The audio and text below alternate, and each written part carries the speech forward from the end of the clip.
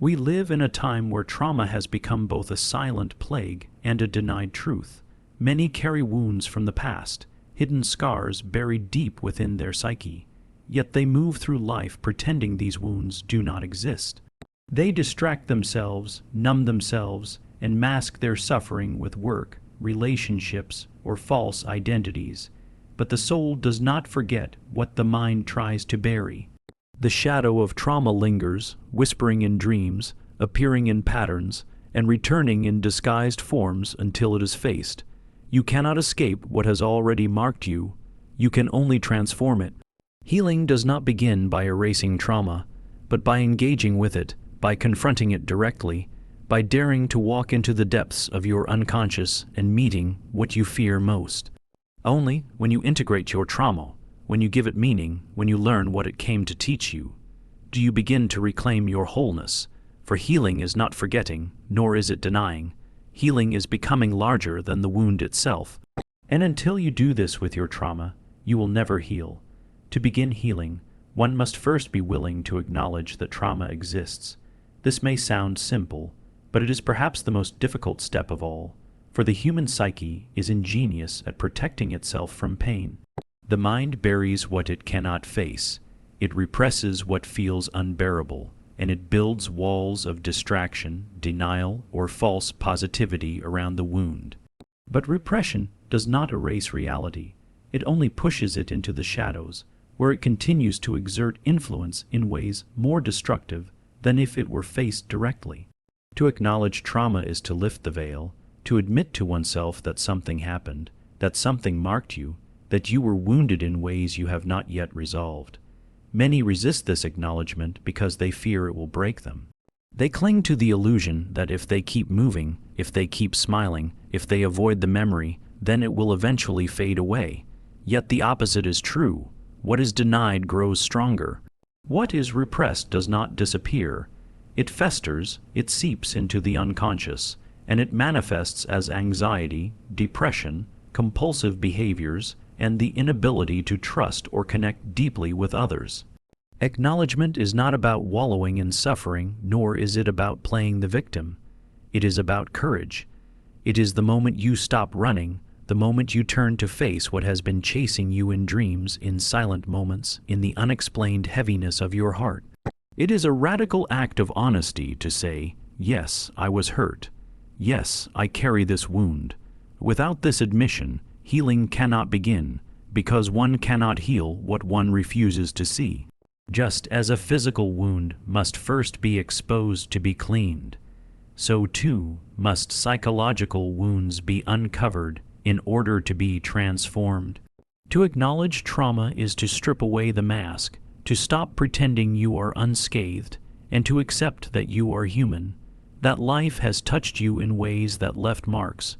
There is a peculiar paradox in this step. For while many fear that acknowledging trauma will weaken them, it is in truth the opposite. The act of acknowledgement itself is strengthening. It signals that you are no longer enslaved by fear, no longer at the mercy of the hidden forces within your psyche. You are bringing light into the shadow, and in doing so, you are reclaiming power. It may be painful, yes, for old emotions may surface, tears may flow, anger may rise. But these are not signs of weakness. They are signs of release, signs that the energy locked within the trauma is finally finding a way to move, to express, to heal. Denial keeps you frozen. Acknowledgement sets you free to begin the journey of transformation.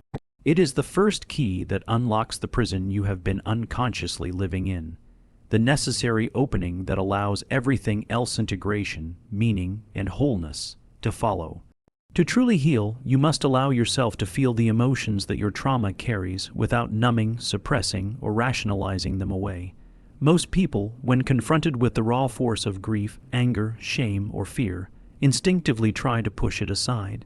They distract themselves with work, with relationships, with constant activity, or with addictions that dull the edge of pain. But the truth is that emotions denied are never emotions destroyed. They remain in the body, they settle in the unconscious, and they return in disguised forms. sudden rage at small inconveniences, an unexplainable emptiness, or chronic anxiety that seems to come from nowhere. Healing requires that we stop running from these feelings and instead allow them to surface fully, to be experienced consciously, so they can complete the cycle nature intended. When you feel an emotion, it is not a punishment, but a message. Grief tells you what you loved. Anger tells you where your boundaries were crossed. Fear tells you what still feels unsafe within you. Shame tells you where your sense of worth has been wounded. These emotions are not enemies to be eliminated, but messengers to be understood. To suppress them is to silence the very voice of your psyche that is trying to guide you toward wholeness, but to feel them fully, without judgment, without rushing to interpret or fix them, is to respect their purpose and let them reveal what lies beneath. This is why Jung emphasized the necessity of consciousness, of bringing awareness into what the unconscious holds. Trauma lives in the unconscious as a frozen moment, a fragment of life cut off from integration. By feeling the emotions attached to it, you bring this fragment back into the flow of your lived experience. You unfreeze what was stuck. You restore movement where there was paralysis. It is painful, yes, because you are touching a wound. But there is a difference between re-traumatization and healing.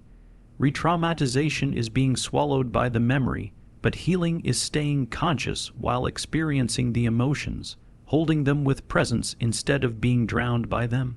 Many people resist this step because they equate vulnerability with weakness.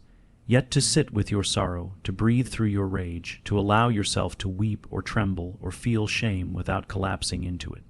This is an act of immense strength. It is the courage to be human in the fullest sense, to carry not only your joys but also your sorrows, and to refuse to fragment yourself into only acceptable parts.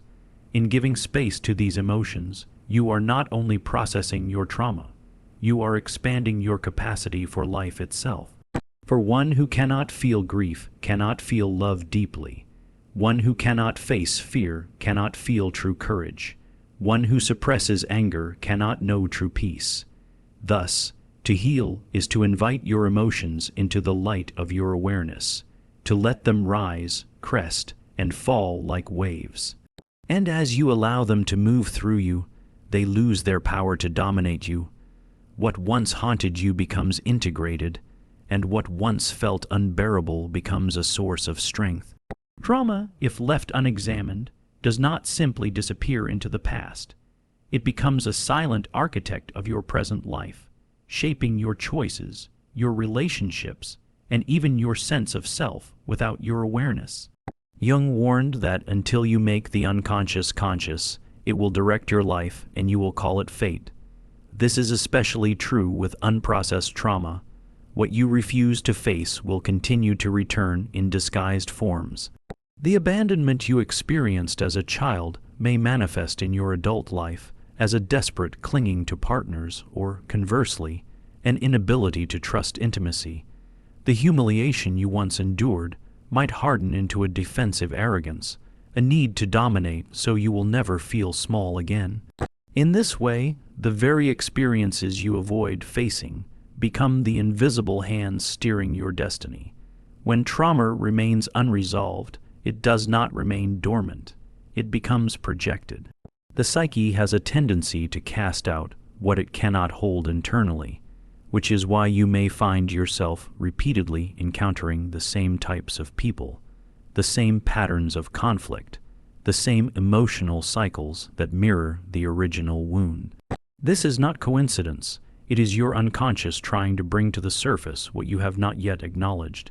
The past seeps into the present, and you mistake the repetition for bad luck or cruel fate, when in reality it is the unhealed wound calling for recognition.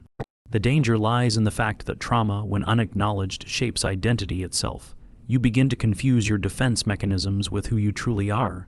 You think you are cold, when in truth you are protecting yourself from the pain of rejection. You believe you are unlovable, when in truth you have carried the shame of being neglected. You assume you are angry by nature, when in truth you are carrying unresolved violations. In this way, the trauma that was once an event becomes a lens through which you see the world, and worse, a prison through which the world sees you. Facing trauma means dismantling these illusions. It means tracing the patterns of your life back to their source, realizing that what seemed like fate was in fact an echo. And when you see this clearly, you create the possibility of choice. You can choose not to repeat the same relationship dynamic. You can choose not to lash out in the same way. You can choose not to live as though you are still at the mercy of the past. Awareness grants freedom, but awareness is not born from avoidance. It is born from turning directly toward the very thing you have fled. By refusing to confront trauma, you condemn yourself to unconsciously reliving it. By facing it, you reclaim authorship over your life. What once shaped you in the shadows loses its grip, and instead of being a slave to what was, you become a creator of what can be. Trauma fragments the soul. It splits you into pieces, the part of you that continues to live and the part of you that remains frozen in the moment of pain. On the outside, you may carry on, work, laugh, build relationships. But deep inside, there is an unfinished story, a wound that never closed. Jung understood this division well. The psyche does not heal through repression, it heals through integration. To heal, one must gather these scattered pieces of the self, bring them back into awareness, and stitch them into a new, coherent whole. Until this happens, you will always feel as if something essential is missing, as if no amount of success or love can fill the hollow left behind. The process of integration is not about erasing the trauma or pretending it never happened. It is about giving it a place within your life story where it no longer dominates you. Imagine a painful memory that once burned like a raw wound. When ignored, it festers and infects the entire psyche. But when acknowledged, understood, and woven into the fabric of your identity, it becomes scar tissue. It remains visible, but it no longer bleeds. It no longer controls you. In fact, it becomes a marker of strength, a reminder that you have endured and grown. Many people, however, resist this integration because they fear revisiting the pain will destroy them. They fear that opening the door to what they buried will unleash chaos. But the truth is the opposite. What is buried does not stay buried. It leaks, it whispers, it shapes your life from the shadows. Only by facing it directly can you transform it. Integration requires courage, but it is the kind of courage that liberates rather than burdens. It demands that you stop running from yourself and instead allow yourself to feel, to grieve, to rage, and to make peace with the parts of you that have long been exiled. Without integration, trauma ensures you remain divided, one part of you trying to move forward, another chained to the past. This inner split manifests outwardly as confusion, emptiness, or self-sabotage. Relationships break because the wounded part of you seeks healing through others rather than within. Work becomes unsatisfying because no achievement can fill the void of inner fragmentation. Even joy feels incomplete, as if something within you cannot fully receive it. But when you integrate, something remarkable happens.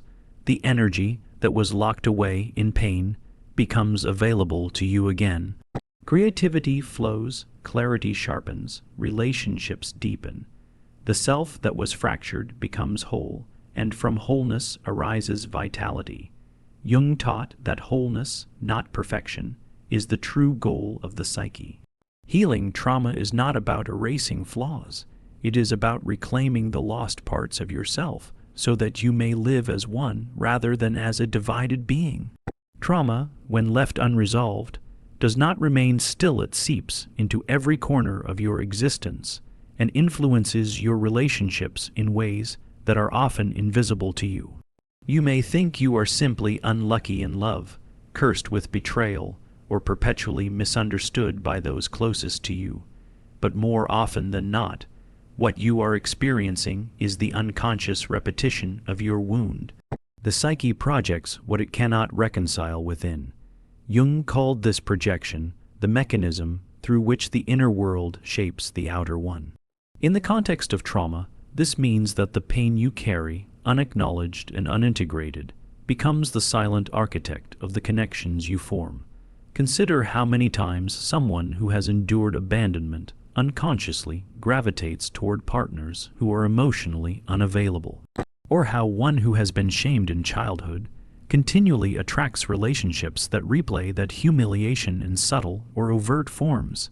The trauma writes a script deep in the unconscious, and unless confronted, you will keep reading from the same pages, acting in the same play, expecting a different ending. But the ending cannot change until the script itself is rewritten, and that requires conscious recognition of what is being reenacted. The danger is that these relationships often appear natural, even fated, because the wounded psyche finds familiarity comforting, even if it is destructive. What feels like chemistry is sometimes nothing more than two wounds locking into place, each mirroring the other. And yet, the lesson of trauma in relationships is not that you must avoid connection, but that you must become aware of the ways your pain distorts it. Healing trauma is, therefore, inseparable from healing the way you relate to others. Another way trauma shapes relationships is through projection of the shadow. You may accuse others of being controlling, cold, or selfish, when in reality you are unconsciously projecting onto them what you cannot bear to see in yourself. This makes intimacy nearly impossible, for intimacy requires clear sight, both of oneself and the other. If you cannot distinguish between your own wounds and the reality of the person in front of you, you will remain trapped in a cycle of misunderstanding and resentment. Furthermore, trauma fosters fear of vulnerability. Having been hurt before, you build walls to protect yourself. You may appear self-reliant, detached, or even indifferent, but beneath the armor is a heart terrified of being broken again. The irony is that these defenses often guarantee the very loneliness you fear. By shielding yourself from potential harm, you also shield yourself from the possibility of genuine love. To break free from this cycle, you must confront the truth. Until your trauma is faced, you will not see others clearly, nor will you allow yourself to be seen. You will keep mistaking repetition for love and projection for reality. Only when the wound is acknowledged, when the hidden pain is brought to light, can you step into relationships not as a prisoner of your past, but as someone capable of building something new, something real, something not defined by the shadow of what once was. One of the most insidious ways trauma manifests is through the body. While most people think of trauma as a purely psychological burden, Jung understood that the psyche and the body are not separate. They are two expressions of the same reality. What the conscious mind represses, the body often remembers. Every unspoken grief, every silenced cry, every denied fear takes root within the nervous system, the muscles, even the organs, waiting for expression. This is why trauma survivors often experience unexplained physical ailment, stench headaches, digestive issues, chronic fatigue, insomnia, or even autoimmune conditions. These are not random afflictions, but the somatic language of the unconscious, speaking where words have failed. The body is honest in ways the mind is not. You may convince yourself that you are fine, that the past no longer affects you, but your racing heart when confronted with conflict, your shallow breath when intimacy threatens closeness, or the heaviness in your chest when reminded of loss betray a different truth. The trauma that is unhealed speaks through these involuntary responses. It becomes a pattern of survival, as if the body has remained frozen in the moment of pain, unable to distinguish between past and present. This is why trauma victims often live in a constant state of hypervigilance, always alert, always tense, always waiting for danger, even in safe environments. Jung suggested that symptoms are not mere inconveniences to be eliminated, but messages. They point us toward what has not yet been integrated into consciousness. When your body tightens, it is telling you where fear has taken root. When fatigue overwhelms you, it may be revealing the energy consumed by repressing painful memories. Ignoring these signals is like ignoring the language of the soul. The more you suppress them, the louder they become, until your body rebels entirely. Modern psychology echoes this truth. Trauma is stored not just in memory, but in the body itself. Healing, therefore, is not solely an intellectual act. It is not enough to understand what happened to you or to analyze it endlessly. Healing requires embodiment, a reawakening of the body's natural rhythm, a reconnection between mind and flesh. This is why practices such as breathwork, somatic therapy, and mindfulness are often more transformative than endless rumination. They allow the body to release what words cannot express. The mistake many make is treating their body as an enemy, as if its anxiety, its fatigue, its tremors are betrayals. In truth, these symptoms are the body's attempt to protect you. The shaking hands, the racing pulse, the sleepless nights, these are signals that the body has carried your pain for too long and now demands that you listen. By approaching these signals not with resistance but with curiosity, you begin to transform them. Ultimately, healing trauma means befriending your body once again. It means realizing that your tension, your exhaustion, your restlessness are not flaws but reminders of battles fought and survived. Only when you honor this somatic wisdom can you release the weight of the past, for the body, like the psyche, longs not for endless survival but for wholeness, for the peace that comes when memory and experience are no longer at war. Would you like me to now expand the seventh key point into 500 words with the same Jungian depth and style? You said, 7 ChatGPT said, healing from trauma is not simply about relieving pain or returning to a former state of comfort. It is about transformation. Carl Jung often spoke of individuation, the lifelong process of becoming who you truly are, and trauma, though devastating, can become the very catalyst for this journey. When you face what has broken you, when you confront the shadow of your suffering, you do not return to who you once were. You emerge as someone new, someone stronger, someone more whole. This is the paradox of trauma. It destroys, but within that destruction lies the possibility of creation. Many people live their entire lives in avoidance, trying to outrun their wounds, suppressing their memories, or distracting themselves with the noise of the world. But the person who dares to stand still in the ruins, who chooses to feel the full weight of their grief, anger, and despair, unlocks a power that avoidance never grants. The wound, once faced, becomes a source of strength. The brokenness reveals depth.